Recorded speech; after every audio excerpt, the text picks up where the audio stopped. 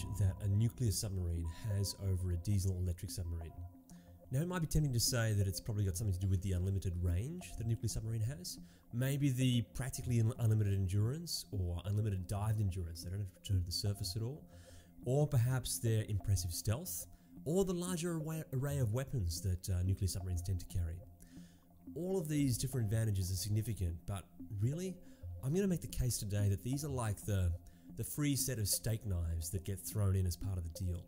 Now, don't get me wrong, these are really cool steak knives, but really the smart money when buying a nuclear submarine is paying for one thing, and that's speed. The reason for that is all those other attributes, like longer range or longer endurance, if you made all the right trade-offs necessary when designing a diesel-electric submarine and the trade-offs necessary when operating it, you could stretch out the range and endurance and dive endurance to achieve any particular kind of goal that you thought was especially important. The biggest trade-off you'd probably end up making would be speed. Speed is the one thing that diesel-electric submarines just can't get very much of. In fact, I think people rarely appreciate just how slow diesel-electric submarines generally are. They very, very rarely exceed 8 or 10 knots during transit, and when they're on patrol, it's probably something more like 4 knots.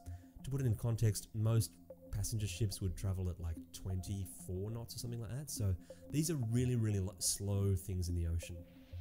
So it's really speed that completely transforms the tactics that are available to nuclear submarines.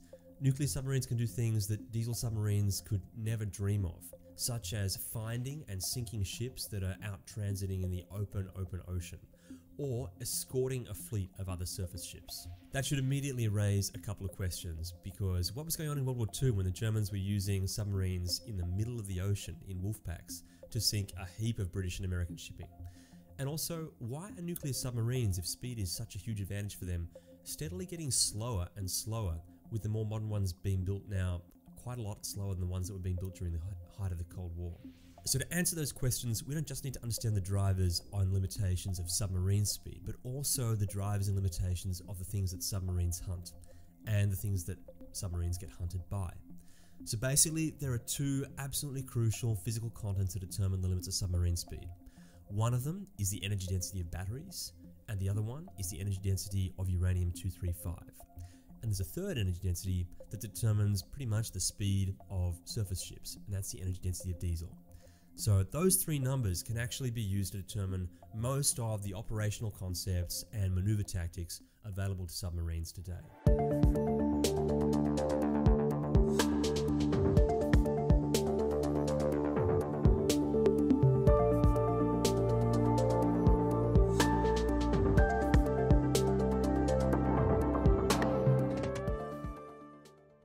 Okay, so what limits speed? There's first the very, very hard limit, and that is power. You need to have enough power in your engine to overcome the resistance. So you might think of that in automotive terms often as being a power to weight ratio, but really it's about power to drag. And for a submarine, that's got to do with the surface area, which basically scales up with size. So the amount of power that you can fit into your submarine is the hard limit on how fast you can achieve what's the top speed that you're able to achieve. However, that's really only the top limit for an instantaneous moment. There's another limit that comes into play.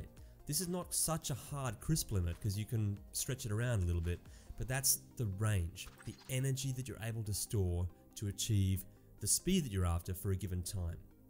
Now, let's go back and briefly recap. What's the difference between power and energy?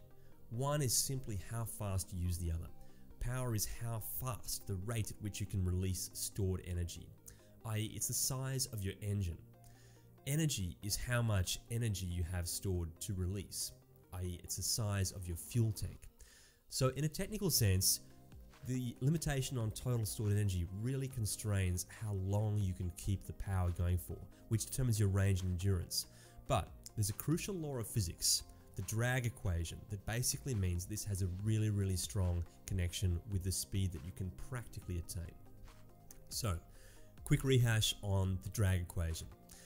This basically says that drag, which is the opposing force to your motion, and it's what determines how much fuel you got to burn to be able to keep that motion going, it scales with velocity squared.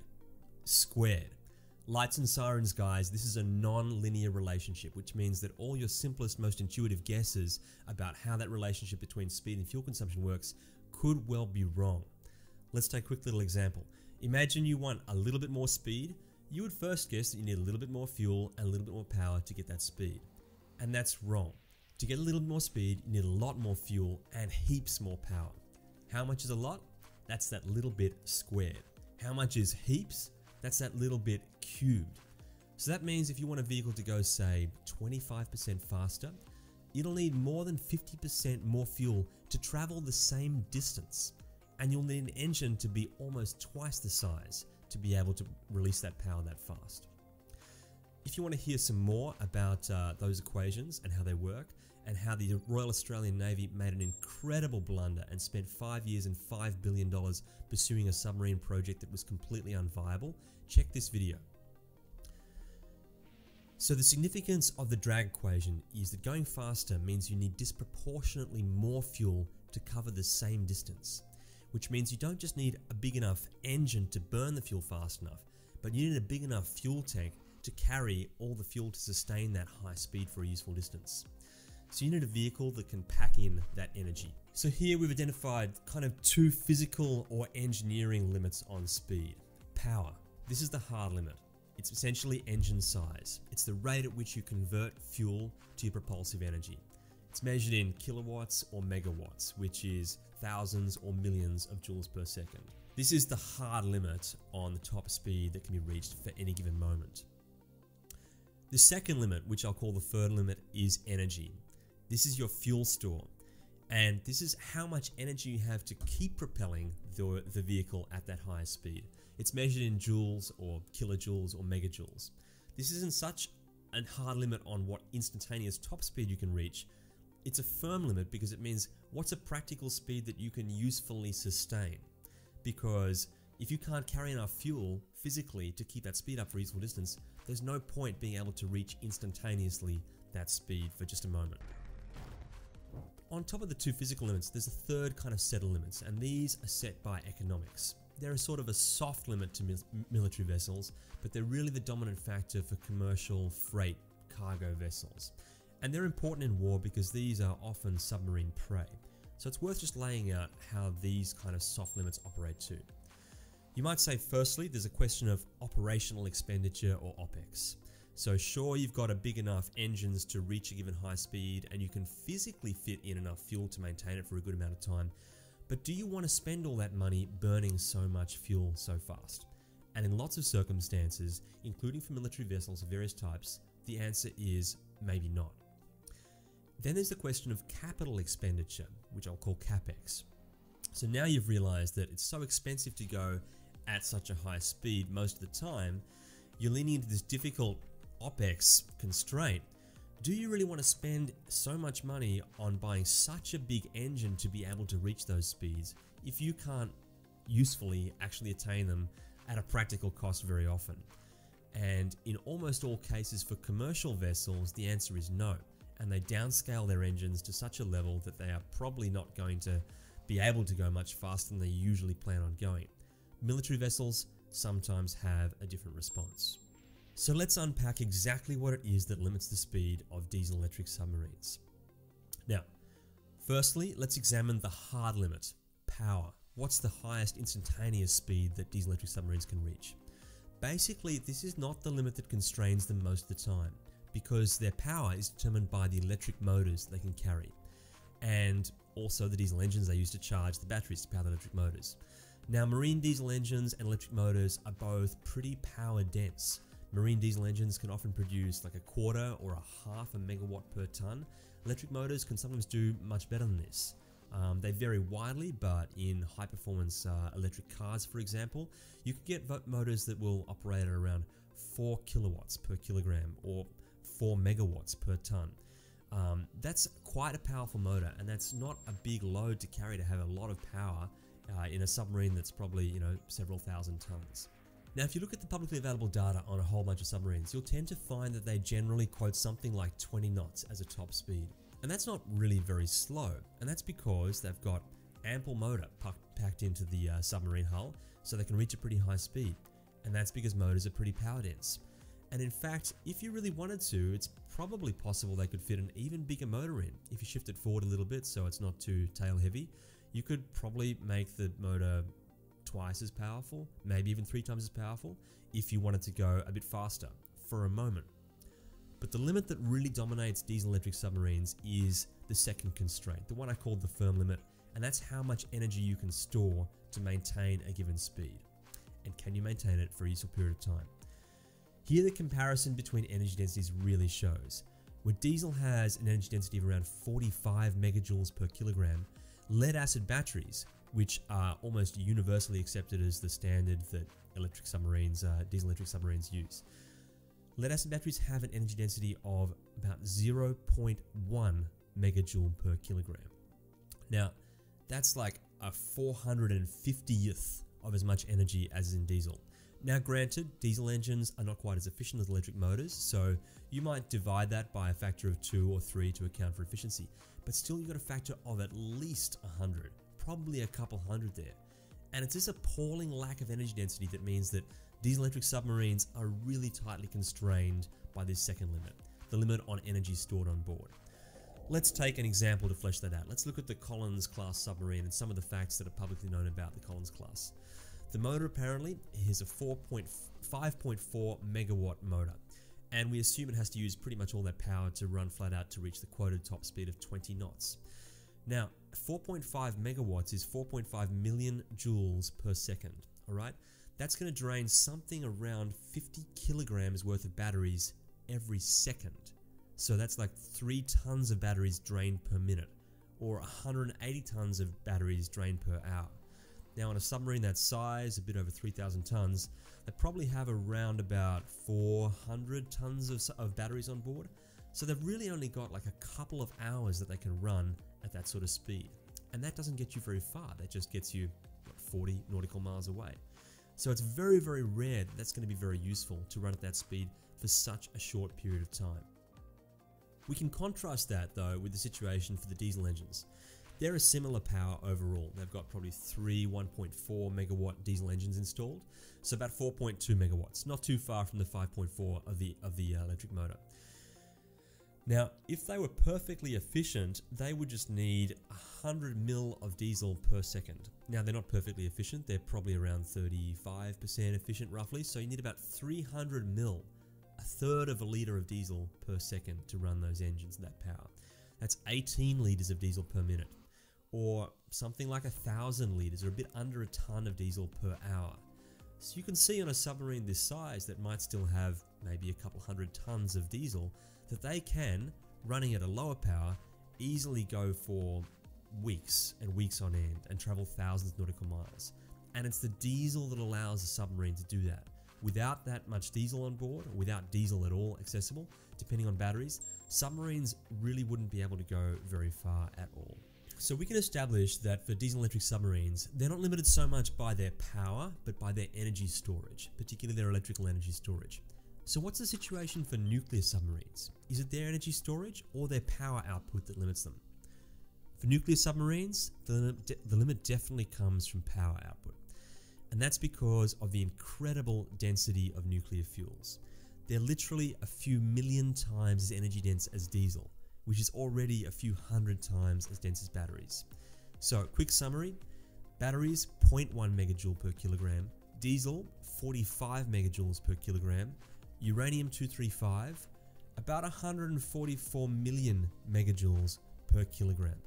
Now, this puts nuclear submarines in the rather incredible position of basically never being able to run out of fuel on a mission, no matter how fast or how far they go. And probably not on the next mission. In fact, some nuclear submarines are fueled for life. They're installed with enough fuel on board to go for as many missions as they're ever likely to do at whatever speed they want for 25 or 30 years. So the firm limit that I've called of carrying enough energy is absolutely no limit at all for nuclear submarines. They're only limited by the rate at which they can get that energy out of the uranium and down to the propeller or pump jet. That amounts to needing the power of the whole power plant assembly, so the reactor, the steam generators, the steam turbines, the turboreductor gears. And what limits that stuff? how much of that can you fit in a submarine? Well, actually it turns out that all those things are reasonably power dense. In particular, turbines of any kind, steam turbines, they're really quite power dense. And so I'd argue that most nuclear attack submarines, such as the Virginia class in the US, the Astute from the UK, Suffren from France, they're not actually leaning against the hard barriers of how much of this machinery they can fit inside the submarine. To make a very long story short, they could probably jam a little bit more in there if they wanted to. And we know that because during the Cold War, the Soviet Union did. They were leaning against the hard barriers to see how much power they could install in a submarine, and they built submarines that could go over 40 knots. The record apparently for the Papa class is about 44 knots. That's an absolutely incredible speed.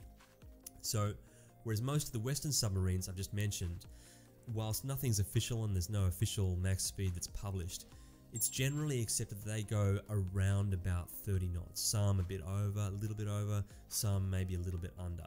But none of them are generally expected to go anywhere near 40 knots, which is a massive increase. Remember, of course, the speed, to get the power required, you need to cube it. Cube that speed increase. So a 50% increase from like 30 to 45, you need to cube. You need to basically like 3.5 times as much power in the power plant to be able to do that. So it could be true that a nuclear submarine speed is really only constrained more by the economics of how much power plant they want to install, because all that machinery is pretty expensive. It's power dense, but you pay for it. However, I think there's also another operational constraint, and that is because most of that machinery is pretty noisy, at least until you do all the engineering to make it quiet again. And there's good reasons why having as much spare space as possible around that machinery makes the process and the design of keeping it really quiet quite a bit easier. So having the smallest version of the nuclear power plant that gets you fast enough is probably highly desirable in an acoustic sense. So this poses the question, what is fast enough for a submarine? So we know that diesel-electric submarines are really tightly constrained by the energy density batteries, and they really can't go any faster without batteries getting much better, like hundreds of times better, which is not going to happen. We know that nuclear submarines have near infinite energy stores and are only really constrained by the size of their nuclear power plant and the machinery attached to it. And they could probably make it quite a bit bigger if they really wanted to, like the Soviets did. Here, to determine what is fast enough for a submarine, we need to open that conversation about what is fast and fast enough for ships. Ships are important because either they're prey for submarines, or perhaps they're predator submarines, or perhaps they need escorting and protection of submarines, or maybe they're just an alternative acquisition that one could have instead of having a submarine if you thought that was going to be better. In any case, ships really provide the benchmark that determines a lot of what the tactics and operational requirements are for submarines. So we need to understand a little bit about what drives the speed limitations and constraints for them. And the answer for ships, particularly for all commercial ships, is that it's generally not the engineering constraints that limit speed. It's mostly the economic ones. So why not the engineering constraints? Well, because if you're on the surface of the ocean, you can access lots of air to burn your beautifully energy-dense fossil fuels like diesel. And also the machinery that burns the diesel, that's quite power dense too. So you can fit in a lot of the stuff if you want to, which means you should be able to get to a pretty good speed.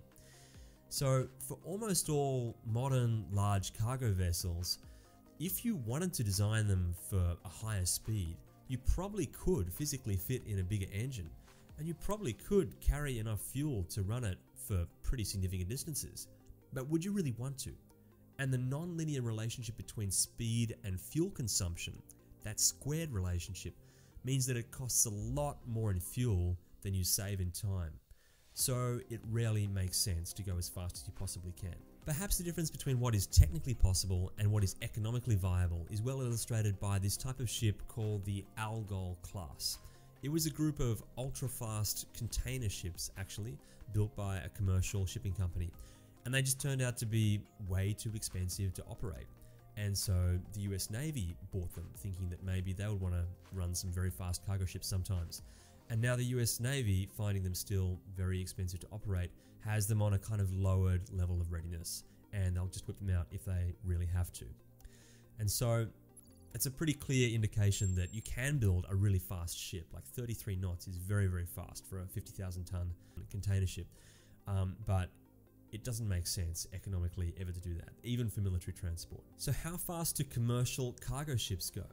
Well, this is basically just a balancing act between the time cost of the capital of the cargo that's embodied on board and the operational cost and the capital cost embodied in the ship that needs to move the cargo at a faster speed. And basically it means that the more valuable the cargo, the little bit faster you would tend to move it, because it's going to be worthwhile paying some higher costs for a faster ship and more fuel burn to make sure that more valuable cargo gets to port and is used a bit sooner. And so it turns out that things that, like a container ship, for example, or something moving cars, those types of ships tend to go at around 20 knots or a little bit above 20 knots, whereas some of the bulk freighters that carry just like bulk ores and minerals, they tend to go lower speeds, below 20, some as low as 15 or even 13 knots is quite possible. And this can even change in the economic conditions. In the global financial crisis in 2008, when there was a slump in demand for basically everything, there were more ships to move the same amount of cargo, and basically the ship owners decided to just slow things down because they could save a heap of money in fuel by just running their ships significantly slower. What about for surface combatants in navies, frigates and destroyers? And they're tasked with interdicting and blocking potentially commercial ships and also protecting them as well. And this obviously drives a pretty clear requirement of what they need to be able to do speed-wise, because they need to be able to comfortably keep up with commercial shipping. And from time to time, if they need to interdict it, they need to be able to go noticeably faster, so they need to be able to overtake. And that pretty much determines the requirements for your naval ships. So the way that naval ships achieve this further demonstrated that they're not really facing any hard constraints from engineering. Because what they do is almost all of them pack in another whole engine, a gas turbine, that's pretty much exclusively set aside for running at really, really high speeds, as opposed to the marine diesel engines, the piston engines they use for regular speeds. Now, it's quite remarkable that it's possible to fit in another whole engine just for using sometimes. And this is possible because gas turbines have fantastic power density. Compared to piston engines, they tend to be something like 4 or 5 times as power dense in terms of, megawatts per ton. And the reason for this is basically because in a piston engine, a 4-stroke, only about a quarter of the metal is being maximally strained at any given time. And you need to have extra metal involved to basically convert the up and down piston action into a rotation action, basically crankshafts. So gas turbines, because they can have all of the blades in the gas turbine optimally strained the whole time, and they directly rotate from the expansion of the gas, they can actually be roughly 4 to 5 times as power dense as piston engines. And so Navy ships have a system called CODOG, which is combined diesel or gas, or CODAG, which is combined diesel and gas, in which case you have a big gearbox that means you can run both engines simultaneously to reach those higher speeds. All of which proves the points that if you're willing to sink more money into the capital expenditure to put a bigger engine in your ship, as navies sometimes are, then it's quite possible to increase further the speed of your surface vessel. However, navies are not completely immune from economic forces either. And because of the cruel relationship that's described in the drag equation, a little bit more speed, a lot more fuel, navies tend to generally avoid using these additional gas turbines as much as possible. And for routine cruising around, traveling large distances between different stations, they would rarely operate any faster than what most commercial vessels tend to find economical. So something around 20 knots, maybe a little bit more, maybe a little bit less. However, when there's a military necessity to go faster, they can turn up the speed and go faster for a while. So the undeniable fact is that diesel electric submarines are the slow coaches of the ocean. Absolutely everything else, predator or prey, military or commercial, is going to go much faster than them, even when they're cruising, even when they're slow steaming. And there's basically nothing at all that diesel electric submarines can do about that, because they're completely constrained by the terribly low energy density of batteries. The consequence of this for diesel electric submarines is a dominant feature of their attacking tactics. They're constrained by what's called limiting lines of approach. And they have to position themselves pretty much in front of the vessel they intend to attack and wait for that vessel to pretty much run over their position, because there's simply no chance they can chase them behind. Faster vessels that they're trying to attack, these lines become narrower, and slower vessels somewhat wider. But they can never chase down a vessel from behind, so they have to always pre-position in front of a ship. They're fundamentally creatures of ambush. In the open expanses of the ocean, they have very little hope of ever interdicting shipping that doesn't want to be interdicted, because the ships can just simply change their direction now and again, run in a little kind of random zigzag, and then the submarine that's waiting in front of them will not be waiting in the right place anymore and won't be able to catch up. So, as a consequence, diesel-electric submarines tend to loiter entirely around points of departure or points of destination or any choke points in between, waiting for places where they kind of know their prey has to go. So what happened in World War II when the wolf packs of the Kriegsmarine were wreaking havoc out in the middle of the Atlantic Ocean on British supply lines? How did they manage to work so well in the open ocean there? Well, there's two key differences between then and now.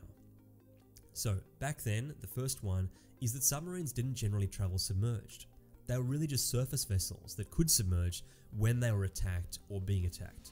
Much like modern surface ships that only turn on the gas turbines when they're really rushing to do something important, attack or evade a threat. World War II submarines really only dove when they had an immediate necessity and they had to, an opportunity required it. The rest of the time they travelled on the surface and burned diesel, and that meant they could actually sustain reasonably high speeds, like around 10 knots, for very considerable distances, just by travelling on the surface. Now, by the end of the war, when air power adapted, radars were invented and used a bit more, including from planes, that became really, really bad for submarines. And now, no one really contemplates openly travelling on the surface as a submarine for a long period of time. The other change was that back then, surface cargo ships, that the submarines were chasing, were relatively small and often quite slow compared to today, often running at speeds significantly under 10 knots. 6, 7 or 8 knots might be common speeds for cargo ships in the day. So diesel-electric submarines back then were actually able to chase down cargo ships when they're running on the surface, and they just dive when they approach for their final attack. Now, how does this compare to nuclear submarines? Nuclear submarines, on the other hand, are comfortably faster than essentially everything else in the ocean. Well, not quite, perhaps. It is possible that those other military warships that have good CODOG or CODAG engine arrangements could reach similar speeds, like around 30 knots, at least for a while, if they had to. But in general, they don't when they're not under a threat or rushing to meet some known imminent challenge, because they have to pay the bill for being refueled at every port, and using their very top speeds on their longest voyages would probably also mean they couldn't make the entire distance for their longest voyages. So they tend to use slower speeds for economic reasons almost all the time. Also, it's basically impossible to use sonar at very, very high speeds because there's too much turbulence in the water. So any surface ship that's chasing a nuclear submarine would have to slow down to look again, to start listening for the submarine periodically. So it'd be relatively easy, even if the submarine doesn't have a big speed advantage, to run away from a surface ship that's trying to track them down and chase them. As well as hunting and evading surface ships, nuclear submarines can also act as escorts. Now here, one of the main threats to guard against is actually other submarines. And again, the requirement is they need to be able to go comfortably as fast as the ships they're escorting so they can keep up. But they actually have to be able to go noticeably faster so they can get out ahead of the fleet and wait in those frontal areas where the diesel-electric submarines, if they're playing an ambush, have to be. So nuclear submarines, because they have that speed advantage, can easily get out ahead of the fleet. The other thing they can do is they can wait with their fleet to go past them and linger out behind the fleet and look in the areas where potentially a nuclear submarine could be trailing and chasing a fleet. And that's another thing they have to be able to do, to be able to linger back behind the fleet and then catch up again to maybe look out the front. So it's crucial for escort tasks that nuclear submarines are able to go at least as fast, but ideally comfortably faster than the average cruising speed of the fleet they're escorting. So ultimately, I think that shapes up the relationship between the different speeds of the different vessels in the ocean. Cargo ship speeds are constrained almost entirely by economics, dominated by OpEx, operational expense, which is their fuel burn. and they tend to shrink their engines, which is their CapEx, to fit the speed they intend to use for economical transport most of the time. Military surface vessels, on the other hand, their speed for routine operations outside of combat engagements or necessity to interdict something, they're generally constrained as well by the economics and their operational expenses. However, the physics aren't a very hard constraint because they have access to 44, 45 megajoule per kilogram diesel, and that means they can achieve higher speeds when they need to. And so they do install bigger engines often, and for short periods when required, they can ramp up to speeds around 30 knots. Diesel-electric submarines are very, very tightly constrained by the very poor energy density of batteries for their submerged speed. So they're doomed to be slower than all their predators, all their prey, commercial, military, everything. Their motors are quite powerful enough to push them at a decent pace, but they'd use their batteries up in an hour or so, and so there's rarely any point in reaching those speeds. Nuclear submarines, on the other hand, have absolutely no constraint from stored energy, since their fuel is literally millions of times the density in terms of energy of fossil fuels. Their only constraint is the power output of their engine. Now their engines, their nuclear reactors, they could be expanded to reach even higher speeds than 30 knots, like 40 knots, as the Soviets proved back in the Cold War. However, smaller is better, partly for cost and for acoustics, so they tend to just match the top speed of military vessels, because with unlimited endurance at that top speed and absolutely no care for the cost of their fuel burn, they're still pretty comfortably able to chase down almost any enemy that's not already aware they're there and being chased, and also easily escape any ship that's hunting them with a sonar. So to translate this to make it easy to grasp the tactical differences, I'd like to introduce a simple analogy. Nuclear submarines aren't just newer, better submarines than diesel-electric submarines. They're completely different creatures. And speed is the main defining characteristic here, which determines how they interact with their predators and prey, and the sorts of environments they're suited to. Diesel-electric submarines are like snakes. They're kind of cold-blooded creatures that slither around at very, very slow speeds, generally hiding and waiting for their prey to stumble upon them. They're capable of short bursts of energy for just a moment to press an attack or evade an immediate threat that's right on top of them, but they can't keep up this high level of energy very long at all. They love to hide, they're not good at running. So to cover any distance at all, they have to slither around at very, very low speeds, and they never choose to encounter prey out in open spaces. They'd prefer to nestle into tight, confined spaces and wait for the prey to stumble across them. Nuclear submarines, on the other hand, are like wolves. They're hot-blooded creatures with unrivaled speed and endurance, and as such they can chase down their prey over practically any distance or run away from any threat. And they can also act as something like a bit of a sheepdog for other surface vessels, zipping around in front of or behind the pack to scout out threats and ward them off. So whilst they can also slow down to a very silent, slow prowl and crawl around in tight spaces if they have to, just a diesel-electric submarine can, their ability to traverse massive distances at really high speed is really what sets them apart. So why would you choose a snake over a wolf? Well, it really depends a lot on what your environment looks like. If the waters you really care about most resemble a broad open plain with expanses of open ocean to traverse, then wolves really are the natural creature of choice. If, on the other hand, the most important water to you resembles a thicket full of narrows and straits and shallows, or it's an enclosed sea with only one or two places you can get in and out of it, and then racing around at high speed is either going to be difficult or not that advantageous, since it'll be pretty easy to anticipate an adversary's movement and pre-position to attack, which is what a diesel-electric submarine does. So in this case, having a bunch of snakes to slither into the thicket to make it inhospitable to an enemy trying to traverse that area is a pretty good strategy, particularly if you can afford to have enough snakes to cover every entrance and or exit from the bit of water that you're trying to protect. More on that in later episodes. Thanks very much for watching Miltech and Tac. Don't forget to hit the like and subscribe, and please press the bell button too to get notified for further episodes.